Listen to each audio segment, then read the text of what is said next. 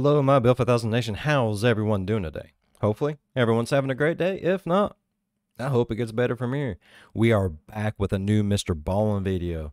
This one is titled, "The Chinese Government Has Confirmed the Paranormal Activity," plus a special announcement, if I'm not mistaken. All right. I'm excited to get into this story. If you guys are excited as I am, go ahead, turn them lights down low, put on something comfy, cup with someone special.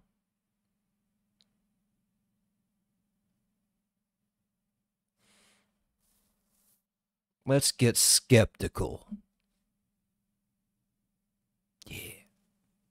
Hey everybody, real quick, I don't normally make announcements at the beginning of stories, but today is different because I have a massive announcement. Starting right now, today, the MrBallen podcast that rose immediately to the top of the charts when we launched it in 2022 and then was scooped up by Amazon by the end of the year.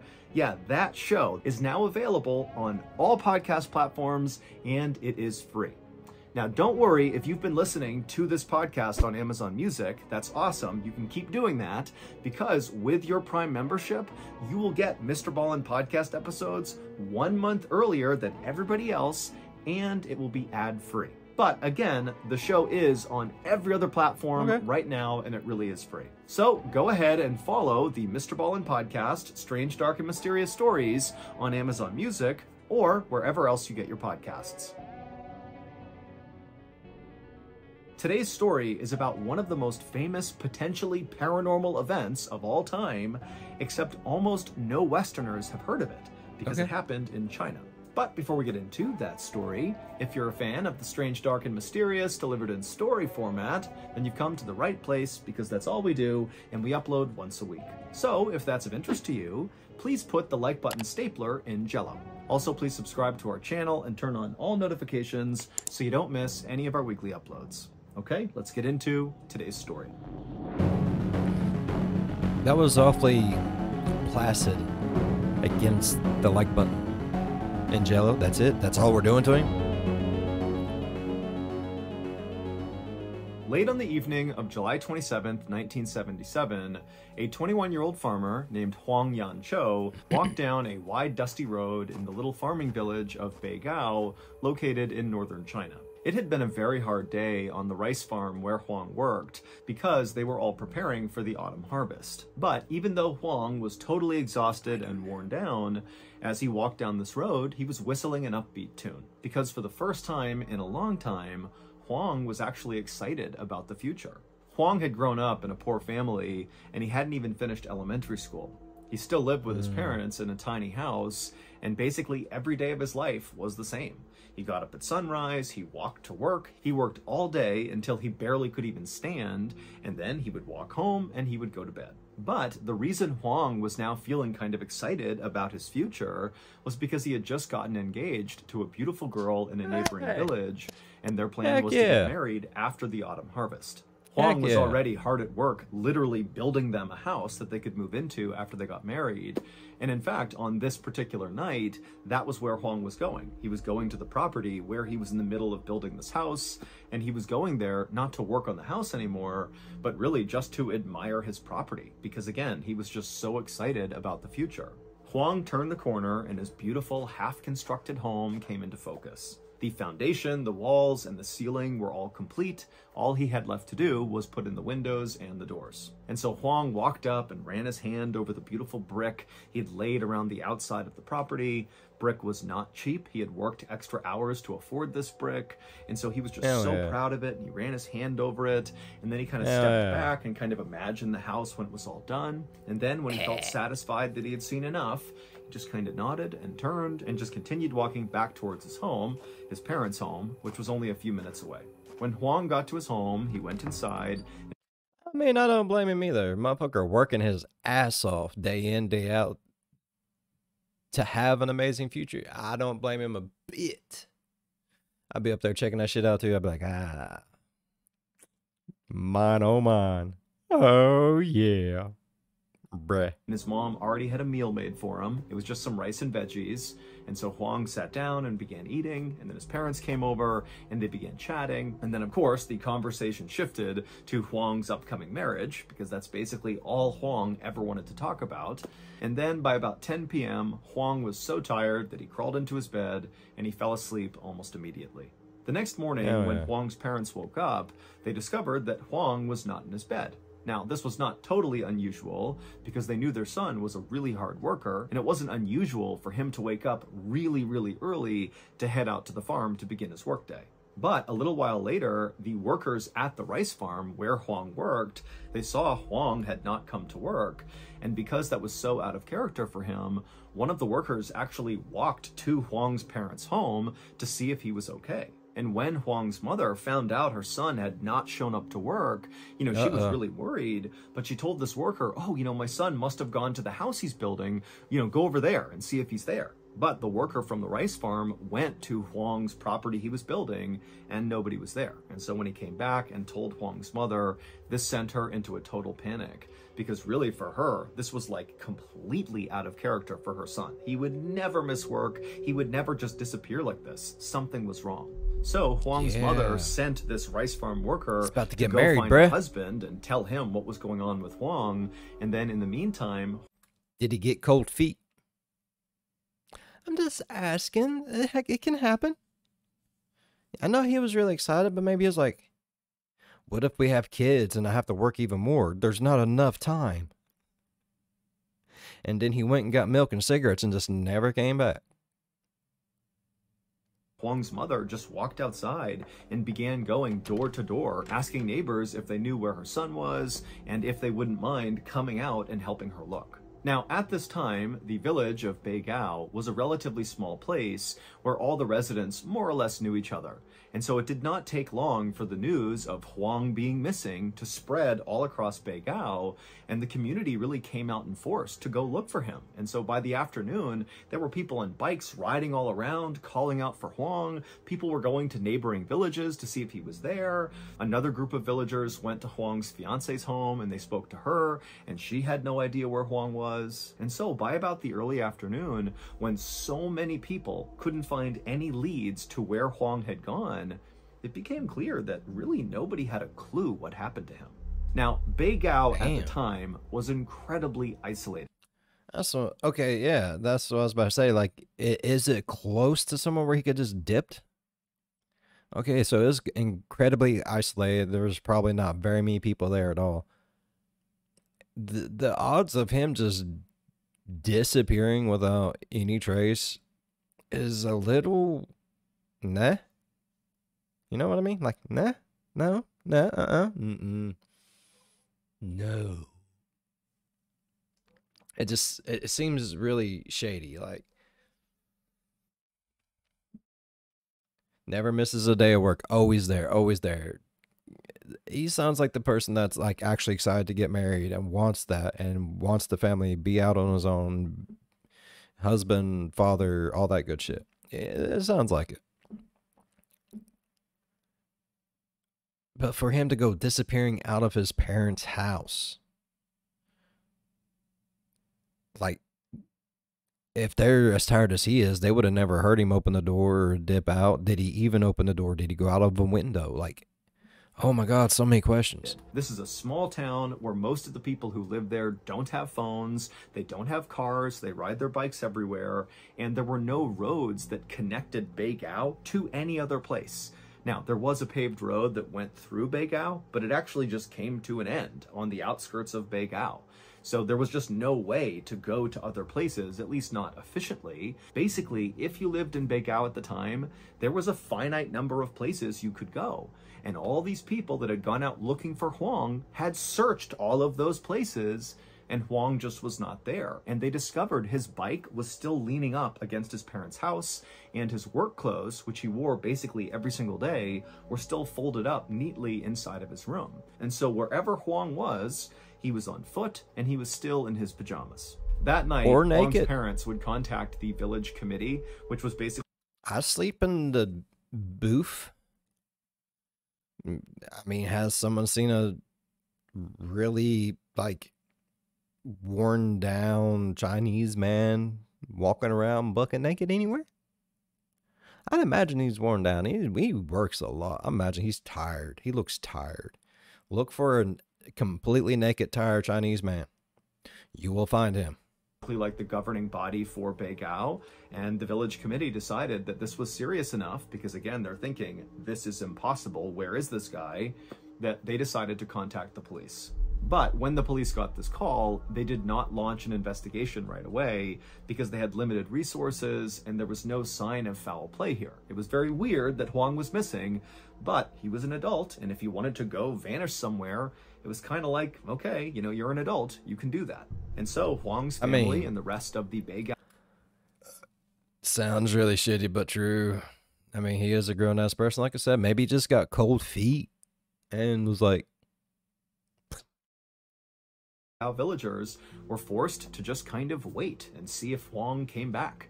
But over the next few days, Huang did not come back, and there was still no new information about what might have happened to him. Early on the morning of August 5th, so 8 days after Huang went missing, and still by this point there's no sign of him, the deputy director of the Beigao Village Committee came running up the road to Huang's parents' house and knocked on the door. When the door opened up, it was Huang's father, and the deputy director handed him a telegram he had just gotten and said, "Read it." And so Huang's father took the telegram and began reading it, and as he did, his eyes went wide, and then when he was done, he looked up and he was just so confused. Why? Commercial. Last weekend, I asked old Sego what he wanted to snack on for our Super Bowl 58 watch party. And he said, without hesitation, "Papa, voglio mangiare vari molluschi esotici." Which, of course, in Italian means, "Papa, I just want to eat various exotic mollusks." And so I said, "That's just bully." And immediately I booked us a trip to Alaska, we hopped on a fishing boat, and off we went to snatch up a few of those slippery beasts. But unfortunately, about 15 hours into our seafaring voyage, Lung and I realized we had a problem.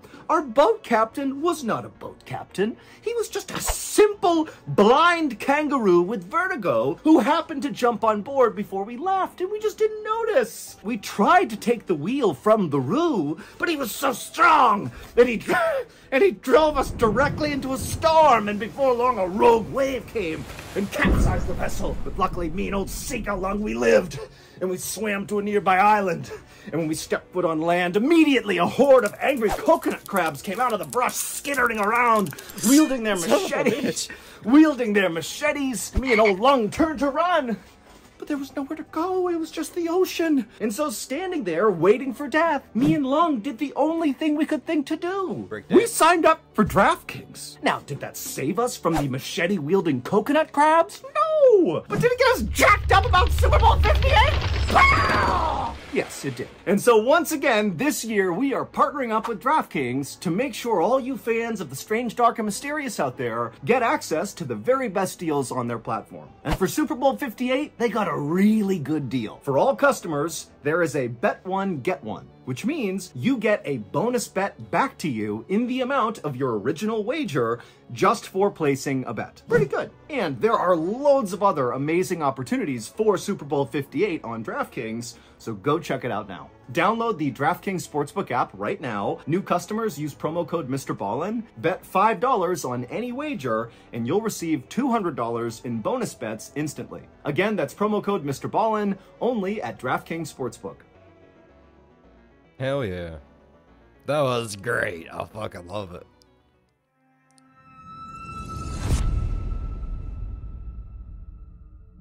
The telegram had been sent 8 days earlier at around 9 a.m. on July 28th. So basically right around the time that Huang's family discovered Huang was missing was when this telegram was sent. But for whatever reason, the telegram had been very delayed, and so they were just receiving this telegram now, 8 days later. And the contents of this telegram made no sense. It said that just 9 hours after Huang had fallen asleep in his parents' home, he was discovered lying on the sidewalk in the middle of this bustling city called Nanjing, located 600 miles to the south of Beigao. Now, the reason Juan's father and the deputy director were so confused by this telegram was this was impossible. Remember, Juan does not have a car, so the only way he could get around was on foot or on his bike, and we know he left his bike by his house, so he's on foot and very... I don't think you can get 600 miles in 9 hours, bruh. Can you? Can you? Can you? Could you? Is it possible? I'm calling bullshit. I don't think you can do that on a bike. Like, China's, like, hilly and, like, yeah, there's mountains and stuff, ain't they? Like, as the crow flies, maybe, but I don't think, like, the winding roads and everything else. That'd be impossible. Likely in his pajamas. And what? He's going to go 600 miles? I mean, even if he walked the 30 miles to the nearest train station, 9 hours, because that's how much time it took from falling asleep to being discovered in the city, is not enough time to go the remaining 570 miles to Nanjing. So Huang's father and the deputy director, they talked about this, and they both decided that, you know, this just can't be true. Clearly, somebody has mistaken some other person for Huang, because he cannot possibly be all the way in Nanjing. Now, this telegram said that Huang was being held in a deportation center in Shanghai, and so Huang's father and the deputy director decided they would send a telegram back to the sender at this deportation center and tell them, hey, if this really is Huang, he should have a very specific birthmark on his wrist. And so when they sent this telegram off, they fully expected to get one back that said, oh, our mistake, you know, it wasn't him. But they got a reply relatively quickly, and it said, oh yeah, he's got that exact birthmark. It's definitely Huang, but he's very confused. He doesn't really know what's going on. And so somebody from your village has to go get him. Huang arrived back home in the middle of August, so about 2 weeks after he had gone missing. And as soon as he got there, his fiance and his parents were so happy to see him. And pretty soon, a steady stream of friends and neighbors and other family members began coming to Huang's house to talk to him, to hear his story, to hear about what happened. But Huang really didn't understand what had happened to him. And so mostly he just didn't answer any questions he got asked. He just kind of kept his head down and just kept saying, you know, I don't know what happened. And then really when his family pressed him and said, you know, like, you got to tell us, you know, this is so crazy. What happened? He would say, look, like, I'm going to tell you what happened, but I don't even know if I can believe the things I'm going to tell you. And so Huang would say, you know, all he could remember was he went to bed in his own bed in Beigao. And then the next morning he woke up and he was laying on the sidewalk. And when he opened his eyes, he saw there was this big swimming pool, and then near it was a sign that said Nanjing. And so that was how he put together that he was in Nanjing. And then almost immediately, these two police officers wearing all white just kind of appeared out of nowhere, and they walked up to Huang, they scooped him up, and without really saying anything to him, they brought him to that deportation center in Shanghai, which is a place where people who seem confused or mentally ill would be sent in order to help them get home. And that was it. That was Huang's entire story, that he just... I was wondering why deportation center. I was like, where the fuck they gonna try to send this motherfucker? He's crazy. We don't want him here. Basically woke up in Nanjing with no idea how he got there. And so after he told his family, they all just kind of looked at him like, really? Like, that's what happened? That makes no sense. But Huang, I mean, he was completely lucid. He was explaining it really specifically and really simply. I mean, he looked and sounded exactly like he normally did, and he seemed very honest as he was telling the story. Over the next few weeks, Huang kind of reintegrated back into his life, but things just were not the same. People were now scared of him. I mean, kids literally ran away from him when they saw him because rumors were going around town that he himself, his body, was haunted or something. And so kids were scared of him, and other villagers would openly gossip about him right in front of him. I mean, even his beloved fiance admitted to feeling really uncomfortable around him now. And while all of this was obviously very upsetting for Huang, he did also understand why people were acting this way. I mean, this is a very anomalous thing. Bro, I don't care if you was touched by aliens. I'll be your fucking friend, homie. That's fucked up. Everyone needs a friend. I'll be your friend, bud. Don't you worry about it. I got you. That's happened to him, and he did not have a good explanation for this totally insane event that he was a part of. And so he just kind of got it. And in fact, Huang himself was kind of terrified of himself. I mean, at night when he would go to bed, he would be terrified that the second he closed his eyes, he was going to be transported hundreds or thousands of miles away to some totally unknown place, and maybe this time What if he like blinked himself into a volcano or the ocean?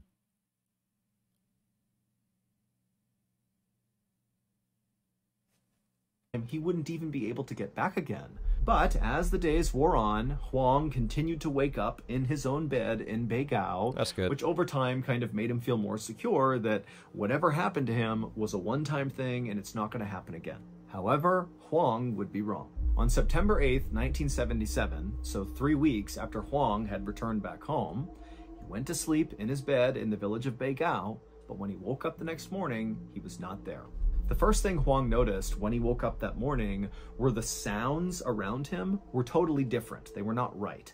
Normally, when he was asleep in his home, he would hear the sound of his mother and father snoring right by him, and he might hear some insects or birds out his window. Yeah. Those sounds were gone. Country. Instead, he heard what sounded like footsteps, but not ordinary footsteps. They were footsteps of somebody walking on cement who was wearing high heels, like a clicking sound. And then Huang also became aware of the fact that his face was clearly pressed up against cement. He was laying on the ground, but Huang couldn't open his eyes. As hard as he tried, he couldn't do it. He couldn't move his body, and so he's just laying there on cement with his eyes closed, listening to the sound of these footsteps, these high heels, getting closer and closer and closer. And as they did, his anxiety was growing and growing. He had no idea who this person was. And then these footsteps, they got right up to him and then passed by him. And Huang felt the breeze as this person walked right past him. And then after this person in high heels had kind of walked off in the other direction, Huang finally was able to wrench open his eyes, and he sat up and he looked around, and one, he couldn't find anybody. It was totally abandoned all around him. So whoever had those high heels on had somehow vanished in plain sight. And then also, as Huang continued to look around him, it looked like he was in the middle of this city. But again, there's nobody out there. It's like this abandoned city street. All he had in front of him was this clock up on a building that said 1 a.m. And so pretty soon, Huang was just kind of walking in circles, screaming out for help. And right when he was about to just start sprinting in any one direction in hope that help would be somewhere out there, Huang felt a tap on his shoulder. And then the person tapping him from behind him said, "Are you Huang Yancho?" Huang spun around and he saw there were these two men in military uniforms standing there, and for a second, Huang felt relieved. Somebody was here to help him. But then he thought to himself, how do they know my name? What's going on here? And so he asked them, how do you know my name? But the two men didn't answer Huang. Instead, they told him that he was at... Nope. I'd be like, a new phone. Who this? Nope. Juan?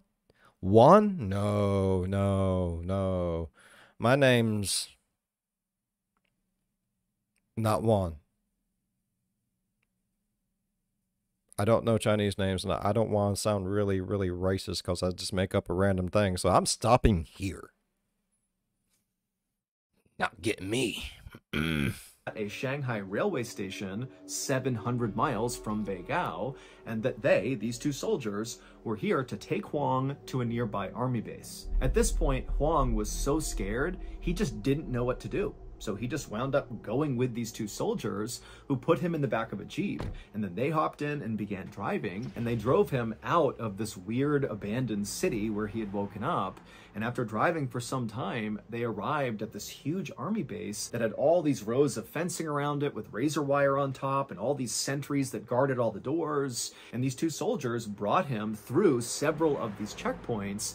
And then when they reached the very last one, they stopped the car, they got out, Huang got out too, and the two soldiers that were with him grabbed Huang's shoulders, and they basically led him through the last checkpoint, which was manned by armed guards. And as Huang was led through this gate, the armed guards seemed to not even notice these soldiers or Huang. It was like they were invisible to the armed guards. But either way, they got through the final checkpoint, and then the two soldiers that were carrying Huang led him to this kind of nondescript big big building, and they opened up a door and they began walking down this long hallway that kind of zigged and zagged. It was like a maze of different directions you could go. And then finally they brought Huang right to this big door that said division headquarters over it. And then before Huang could say anything, one of the two soldiers that was with him knocked on the door. And then before anybody could respond, that same soldier reached down, opened it up, swung the door in, and then they pushed Huang inside and they stepped in after him and shut the door behind them. In front of Huang was this big desk, and sitting behind this desk was a very senior looking military official wearing a uniform. And this official, when they looked up and saw Huang standing there, they got up to their feet and put their hands on their gun and said, "What are you doing here? How'd you get in here?" And Huang, sensing there was something wrong, threw his hands up to show he was not a threat and pointed behind him and said, "They brought me here." And the military official, who still had his hand on his gun, looked behind Huang and said, "Who brought you here?" And Huang, he turned around and he saw the two soldiers who had picked him up and driven him here and led him to this room.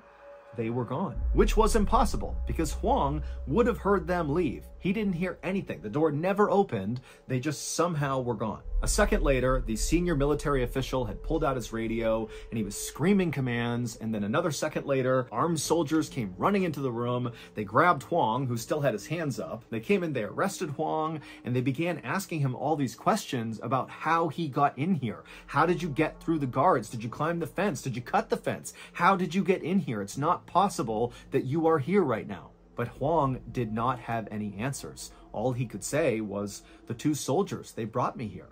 A couple of days later, Huang would be bussed back to Beigao, and again, his friends and family and everybody in town had all these questions about what happened, but again, Huang just had no answers. And then just 11 days after coming back home the second time, Huang would disappear again. And this time he would tell people he encountered two men who told him they were the same two men from the other two times he had gone missing. You had the first instance where he woke up and two police officers in white picked him up off the ground and brought him to the deportation center. And then the second time was the military base where you had those two soldiers who brought him through the gates and brought him to division headquarters. Basically, these two men he encountered on the third trip were saying they were the same men across all three instances. And on this third instance that he went missing, Huang said these two men put him on their backs and they flew him to 9 different cities around China for reasons unknown, and then they flew him back to Beigao and just dropped him off right outside his house near a tree, and that was it.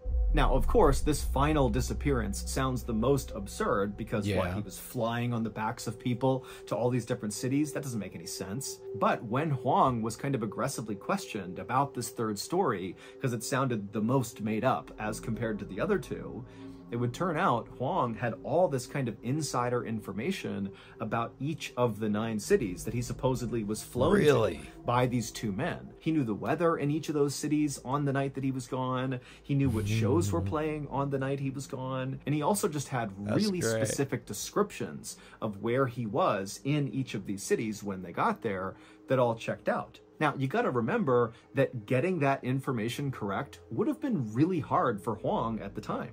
He did not have internet access. He didn't have a phone. He didn't have a car. I mean, he lives in an isolated small village in rural China. So the idea that literally the morning after all this happens, he's flown to these different cities, that he would have all this information perfectly correct, that's hard to do. That would be hard to lie about. As of today, no one has ever been able to debunk Huang's stories.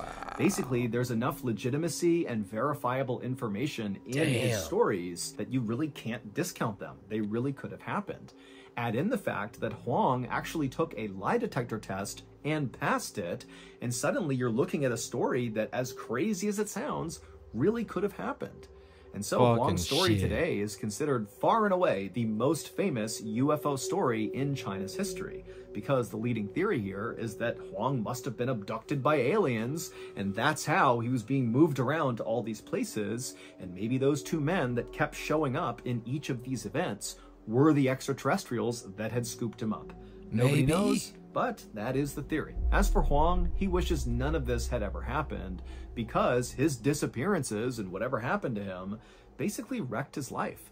His fiance broke up with him because she was so uncomfortable around him. Aww. And there was a lot of stigma around Huang, especially in the village, where everybody thought he was a liar. And then on top of that, all these news and film and TV crews came to the village because they wanted to shoot shows and documentaries about Huang, and Huang did not want anything to do with them. But again, like, all these people are coming to the village for Huang, and it's making the rest of the villagers upset. And then also there was a really lengthy investigation by the police and by the military to try to figure out how in the world Huang got into that army base. I mean, there were layers and layers of security that he somehow got through, and all those armed guards that were watching the gates said they never saw Huang walk through, even though Huang said he literally just walked through the gate with the 2 soldiers that were carrying him through. And so today, Huang actually still lives in Beigao, and he had a son and a daughter, and he has grandkids, but he refuses to talk about what happened to him because, again, it wrecked his life.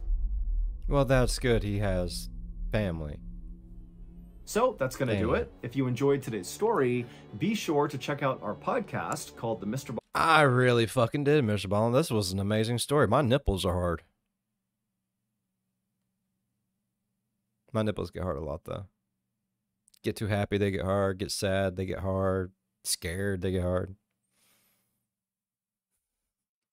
Alright, I really enjoyed today's video. If y'all enjoyed today's video as much as I did, please go down there and hit that thumbs up. It really helps the channel grow. And while you're down there going over, slap that subscribe button, become part of the Build 5000 Nation. We do some crazy shit here, bro. And if you want to know when that crazy shit happens, ding that bell. It might work for you, it might not. If it does, jump in on one of the premieres, get over in the live chat and be like, what's up, Bill? It worked. I got dinged real good. Leave a like and dip. That's all you gotta do. I never ask you to do more for me than I do for myself, and that ain't much. As always, be good on one another. I'll see you in the next one.